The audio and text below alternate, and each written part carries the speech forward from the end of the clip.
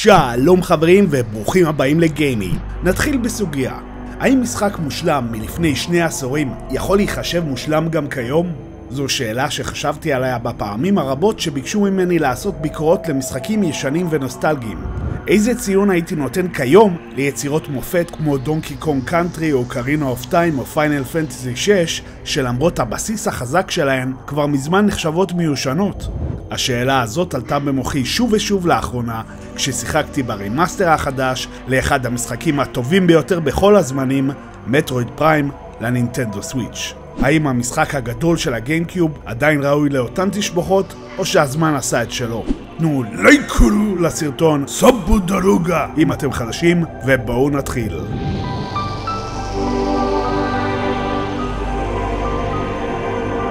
לפני 21 שנה נינטנדו לקחה חלק בהקמת סטודיו בשם רטרו והעבירה לו את האחריות על אחד מהמותגים האהובים ביותר שלה.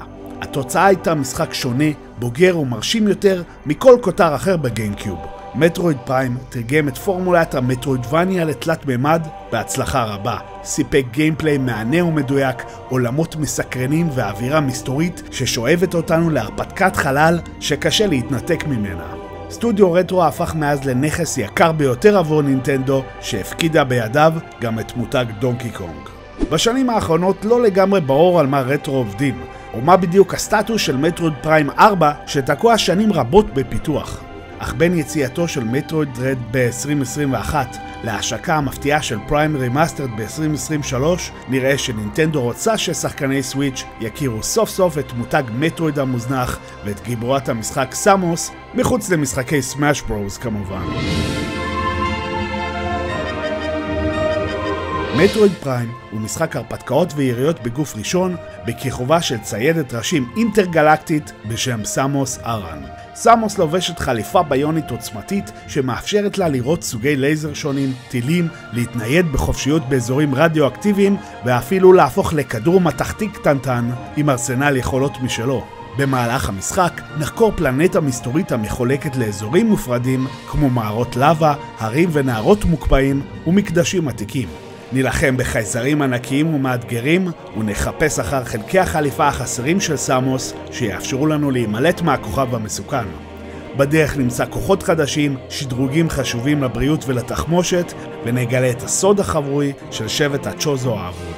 אם מעולם לא שחקתם במשחק מטרויד תלת ממדי, פריים הוא ללא ספק משחק חובה. הרימאסטר מכיל את המשחק האגדי מהנינטנדו גיימקיוב רק עם גרפיקה מודרנית ושליטה משופרת. ובצעד מאוד לא אופייני לנינטנדו, היא אפילו מוכרת אותו במחיר נמוך יחסית. עכשיו תראו, בתור מישהו שכבר רכש, שיחק וסיים את פריים גם בגיימקיוב וגם בנינטנדו ווי, אני חייב להודות שלמרות שהוא נבנה מחדש, המשחק נראה ומשחק בדיוק כפי שאני זוכר אותו. השיפורים בסביבות ובמודלים נעשו בצורה כל כך עדינה ונאמנה למקור שלא היה רגע אחד שחשבתי לעצמי וואו, איזה שיפור על המשחק המקורי. מצד שני, הזיכרון שלנו נוטה להיות סלקטיבי ובין השאר לשכוח שמשחקים לא תמיד תמכו ב-HD.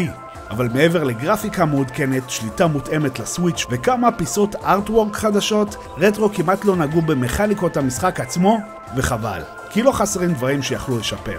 העובדה שאין במשחק אוטו-סייב למשל, שבעבר יכלנו לחיות איתה, כיום לא באה בטוב. התעייפתי מזמן מבקטרקינג מיותר לחדרי שמירה כדי לא לאבד שעות של התקדמות אם דרכתי במקום הלא נכון. זה לא משחק סולס, עם כל הכבוד.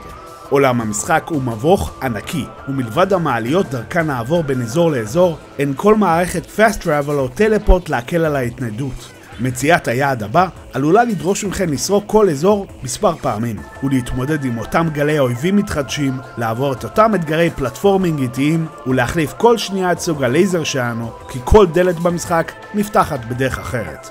זה כיף בפעם הראשונה שנגיע לאזור, אך אם אתם מאלו שאוהבים לחפש סודות ושדרוגים או אפילו לנסות להשיג 100% במשחק, זה ידרוש ממכם לעבור בדקדקנות על כל אזור במשחק שוב ושוב על מנת לסרוק כל וריאציה של האויבים השונים ואין ספור אובייקטים גלויים וחבויים שחלקם מופיעים רק במצבים מסוימים של המשקף של סמוס. שלא תבינו לא נכון, זה כיף גדול לחקור את העולם הזה. אבל לעשות את אותו לופ איטי שוב ושוב מתחיל להתיש בשלב מסוים. והעובדה שאין טלפורט נוח בין אזורים, או אפילו יכולת לבדוק אם מצאנו את כל הסודות והסריקות במיקום מסוים, גרמה לי להרגיש שרטרו לא הלכו עד הסוף עם הרמאסטר הנוכחי. אם רק היו מתקנים כמה מהמכניקות המיושנות האלו, זה היה תורם פלאים לזרימת המשחק.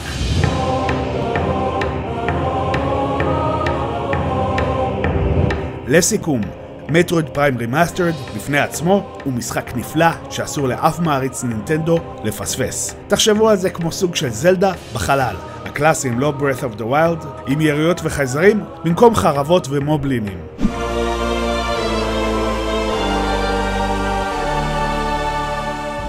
הרימאסטר משדרג את הגרפיקה בצורה עדינה ששומרת על תחושת המשחק המקורי. אך אם כבר שיחקתם בעבר ויש לכם ציפייה לשדרוג גרפי מהפכני, חידוש משמעותי לגיימפליי או תוכן חדש, זה לא המקרה. זה אותו משחק מעולה שכבר שיחקתם בעבר, שקיבל מתיחת פנים לא רעה, אך הקמטים הישנים שלו עדיין מבצבצים מתחת לפני השטח. למרות הכל, זה תמיד תענוג להיכנס לחליפתה של סמוס, ואני מקווה ומצפה לקבל בקרוב רימאסטרים גם למטרויד פריים 2 ו-3. וכמובן, אי שם בעתיד הלא נודע, לשחק במשחק ההמשך הרביעי על חומרה מתקדמת יותר מזאת של הסוויץ' המזדקן. תנו לסמוס הרפתקה מודרנית אמיתית רטרו. מגיע לה. הציון שלי למטרויד פריים רימאסטרד מכל טוב מינוס. מה אתם חשבתם על החידוש של המשחק האיקוני? כתבו לי בתגובות. ואגב, שיחקתי וסיימתי לאחרונה עוד משחק של רטרו, דונקי קונג קאנטרי טרופיקל פריז. הייתם רוצים ביקורת עליו? ואם אהבתם את הסרטון, לא לשכוח לתת לו לייק, סאב לערוץ אם אתם חדשים, ואנחנו נתראה בקרוב בסרטון הבא של גיימי. ביי חברים.